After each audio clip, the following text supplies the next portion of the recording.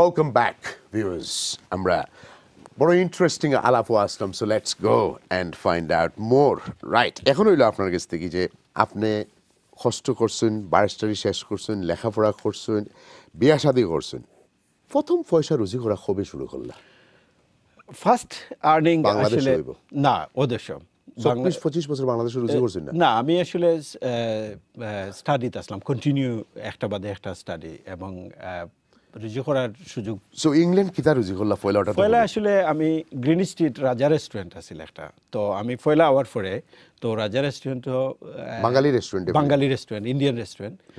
তো আমার হইল যে শনি রবি সোম 2 দিন আর কি, নর্মালি সবে শুক্র শনি, তো বদলুকে আমার কইলা শনি রবি সোম 3 দিন ইভিনিং আমি কাম করবো, এবং আমার তাই 25 পাউন্ড দিবা। So in 2000, so this was my first job. কিচেনও করতে না, সামনে দিয়ে করতে? ওয়েটারি করতে। এবং এটা মজার ঘটনা হইল গিয়ে, আমি সেকেন্ড দিন আসলে তখন নতুন আইসি, মনে হয় 1-2 সপ্তাহ হইব, তো আমি একটা অর্ডার নিছি। তো অর্ডারটা হইল কি বাক্কা লম্বা অর্ডার আছে, তখনকার দিনও 35 পাউন্ডর লাখান, এবং আমি জানতাম না আসলে তার অ্যাড্রেস আমি নিছি। I am sure I correctly took the address, but governor সাহেব আমার উপরে খুব বিরক্ত হয়েছেন এবং খুব বকাবকি করছেন, কারণ এই অ্যাড্রেসও গিয়ে আর পাওয়া গেছে না, এবং আমার সো ইম্বারাস, মানে তাই বলছেন কিতাব ব্যারিস্টার সাহেব আপনি তখন এই অ্যাড্রেস একটা নিলা, যে এই অ্যাড্রেসও অত টাকার খানি আমি এখন কারে দিতাম, তাই বাক্কা তোকে গিয়ে পাইছেন না। So it was really embarrassing for me, but আমি মনে করি আমি অ্যাড্রেসটা কারেক্ট নিয়েছিলাম। হইতে পারে, কারণ অনেক সময় বোঝা গেছে না, অত সময় হয়তো কেউ ফলস অর্ডার দিলেই সে ফোন করে ফাইজলামি করে। It could be anything, but এটা লাগি আপনি গিলটি ফলোয়ার কিছু নাই। তো 25 পাউন্ড ফয়লা ফাইয়া কিতা করলা?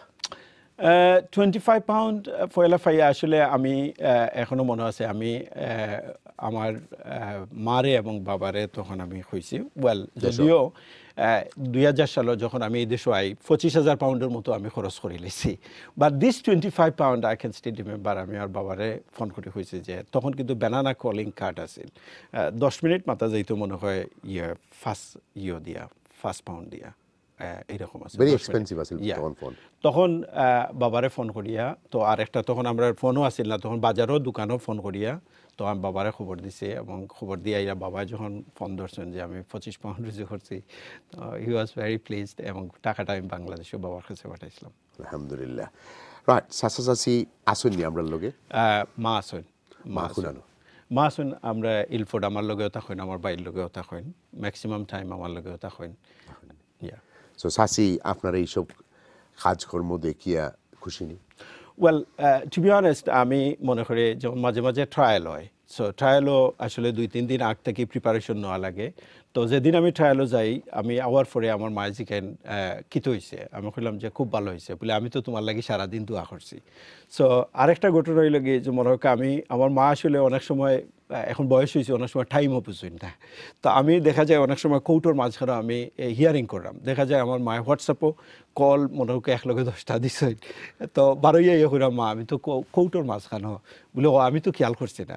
মানে এই যে মা, তখন মাঝে মাঝে মনে হয় যে এই যে মার যে ফোনটা আসলে এখনও আমি সো ব্লাস্ট, এখনও মার ফোন পাইলাম, বাবার ফোন তো পাই না। সো মাঝে মাঝে এখনও কোনোদিন মার ফোন না পাইলে আসলে মিস করি, আজকে তাই ফোন দিলে না এখানে। সো আপনার জীবনের টার্নিং পয়েন্ট কোন সময় আইলো যে আপনি মানুষের দিতাম, মানুষের হেল্প করতাম, মানুষের পাশে দাঁড়াইতাম, এটা কোন সময় আইছে? ওয়েল, টু বি অনেস্ট, আমি মনে করি যে আমি ছোটোবেলা থেকে আমি কিন্তু রাজনীতির সাথেও জড়িত, এবং শুধু স্টুডেন্ট পলিটিক্সও করছি, এবং আমি সাধারণ মানুষের লাগি খাস করার লাগি ছোটোবেলা থেকেও খাস করছি। মনে হয়েছে যে আমার গ্রাম্য এখনো আমার মা আসলে অনেকটা হেল্প করেন, কারণ আমরা দেখছি চ্যানেলে আপনার RF সিটফাই অন্যান্য চ্যারিটিতে আপনি সবসময় কন্ট্রিবিউশন করেন, এইসব দেওয়ার কনসেপ্টটা, কারণ সলিসিটার বা ব্যারিস্টার মেন্টালিটি তো দেওয়া কম, দেওয়া বেশি। আমি 2004 সালেও আমি আমার যে ভাই যে আমারে ফান্ডিং করছিল তার স্মৃতিরে দরিয়া রাখার লাগে আমি সেলিম চৌধুরী কল্যাণ ট্রাস্ট একটা করছিলাম, যে এই কল্যাণ 2004 সালে। ও অনেক দিন আগে করছেন। যে এবং এটাত আমি প্রায় 30 থেকে 40টা বাচ্চারে প্রত্যেক বছর আমি স্কলারশিপ দেই আমার ইউনিয়নের স্কুলও। আমার মা বাবার নামে আমি একটা ট্রাস্ট করছি, যেটা হলো গিয়ে আইয়ুব সুফিয়া ফাউন্ডেশন, এবং আমি যে স্কুল কলেজ বিভিন্ন এটা বাংলাদেশে না দেশে? বাংলাদেশও। এবং আমি অনেকগুলো সংগঠন আছে, চ্যারিটেবল সংগঠন আছে, এগুলো থেকে আমার এলাকাত হুইল চেয়ার, রিক্সা, ঘর বানানি, মসজিদ, মাদ্রাসা, এগুলার লাগে আমি খাস করি। এবং আমি মনে করি যে আই এম সো ব্লেসড যে আমি যে জায়গাতে আইতাম পারছি, এবং আই হ্যাভ আমার একটা ডিউটি, মরাল অব্লিগেশন। এটা কিন্তু আসলে এটা আমি মনে করি যে এটা কোনো ইয়ে নাই, এটা হইল কি একটা ডিউটি টু ওয়ার্ক। হয়তো আমি আসলে ম্যাসিভ স্কেলে কিছু করা সম্ভব না, আমার মতো ছোটো মানুষ। আমি প্রায় আমার বিয়ানীবাজার থানার প্রায় মনে হয় 100-র কাছাকাছি আমরা টিউবওয়েল বিশুদ্ধ পানির একটা ক্যাম্পেইন আছে আমরা। তারপরে আমি মসজিদ নির্মাণ, গড়বাড়ি, এগুলো করার চেষ্টা করছি। আমি মনে করি না আমি অনেক কিছু করছি, but whenever I got the opportunity আমি চেষ্টা করছি। রিক্সা বিতরণ, গড় বানানি, বা অনেক সময় আমার এলাকাতে অনেক মানুষ আছেন, হয়তো সারা দেশে সম্ভব নয়, কোনো মানুষের যে ক্যান্সার বা বিভিন্ন ধরনের আক্রান্ত মানুষের খাস করা, যেখানে যখন সুযোগ পাইছে তখন করছি। Well, why I did it or why I am doing it, because আমি মনে করি আমরা অ্যাডভান্টেজ এবং ডিসঅ্যাডভান্টেজ মানুষের প্রতি আমরা একটা দায়িত্ব, মোরাল অব্লিগেশন, এবং এটা আপনার রিলিজিয়াস বেসিসে হোক, হিউম্যানিটি বেসিসে হোক, you have to do it. It doesn't matter that আপনি ইন রিটার্ন কিতা পাইছেন, বাট আপনার একটা ডিউটি আছে, অব্লিগেশন আছে towards this people, and from this obligations হয়তো আমি বড় আকারে করতাম ফারিয়া না। যেমন মনে করি আমি একটা উদাহরণ দিই, আমরা লোকাল আমার গ্রামও একটা মাদ্রাসা, ওই মাদ্রাসাতে আমরা কয়েকজনে মিলিয়ে যখন আমরা করছি, তখন আমরা টার্গেটে ছিল হয়তো মাদ্রাসা মোটামুটি তৈরি করতাম পারবো। বাট আলহামদুলিল্লাহ এই মাদ্রাসাত প্রায় 1.5 কোটি টাকা খরচ করিয়া আমরা এই মাদ্রাসা অরফান যে বাচ্চা নেছেন এগুলার করা, থাকার জায়গা, হাফিজকলর করা, শুধু মাদ্রাসা না, আমি মনে করি স্কুল, কলেজ, এগুলা করার চেষ্টা করছি, যেখানে যেটা সুযোগ পাইছি। এখন যদি সাসিয়ে রমজান মাসও আপনার এই প্রোগ্রাম দেখুন, রুজাদ আপনার এই প্রোগ্রাম দেখুন, আপনি সাসির উদ্দেশ্য করে কিতা কইবা? ওয়েল, আমি আমার মারেও কথাটা কইম যে আসলে আই এম ভেরি প্লিজড যে আমি তানগরও আমার জন্ম হয়েছে, আমার বাবা এবং মা, এবং আমি মনে করি যে আমার যে পজিটিভ যেগুলা এগুলা আমি তান্তনের কাছ থেকে শিখছি, এবং they taught me in the right way. আমার যে সফলতা আমি মনে করি থানতানোর দেওয়া, আর আমার যে ব্যর্থতার লাগি যদি কোনো ভুল ত্রুটি হয় এর লাগি আমি ক্ষমা। Well, I am very blast again যে আমি আমার ওয়াইফের লেখান একজন মানুষ আমার জীবন সঙ্গী হিসেবে পাইছি, এবং আমি মনে করি আমার প্রতি দেওয়ার সময় কন্ট্রিবিউশন করেন না করেন না, আমার ওয়াইফ কিন্তু আমি অনিয়ারও কইরাম, তাই না আমারে রেগুলার কিন্তু তাই জিজ্ঞেন তোমার আমরা জাকাত কি পরিমাণ ফিরে হইছে, এই পরিমাণ দেওয়া হইছে কিনা, এবং আমার ওয়াইফে এখনো পর্যন্ত কোনো মানে কোনো অবস্টাকল নাই, বরং সে এনকারেজ করেন। আপনি সাসার কোনো রকমের মেমোরি আছে যে তাই মানুষের হেল্প করতে আপনি দেখছেন পয়সা দিয়া?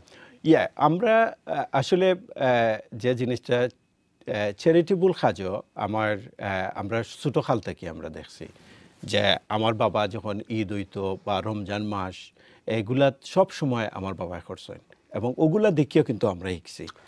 এবং একটা জিনিস না হইলে আমার বাবার কথা যখন আমার মনে হয় আর কি, যে আমার বাবা যেভাবে জীবনের স্ট্রাগল করছেন, আমি যখন তান খান্দাত বইতাম তাই কিন্তু তার জীবনের স্ট্রাগলিংগুলো আমার হইতা, যে আমি এইভাবে করছি, এবং কিভাবে আমার বাবা কিন্তু 6-7 পর্যন্ত পড়াশোনা করছেন, but he become a first class building contractor in PWD, গণপূর্ত আগে আসিল 96-97।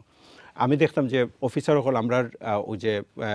হল আমরা বাড়িত আইয়া বইতা, তো আমার বাবা আমার হইতে ইংরেজিতে কিন্তু অনেক আসিল, টেন্ডারগুলো আসিল, তো আমার হয়তো অন্তাকি ফড়িয়া যা, তো কিছু মতো বুঝতাম না পড়তে, ও হইলে ঠিক আছে তুমি এর বাদ থেকে ফড়ো।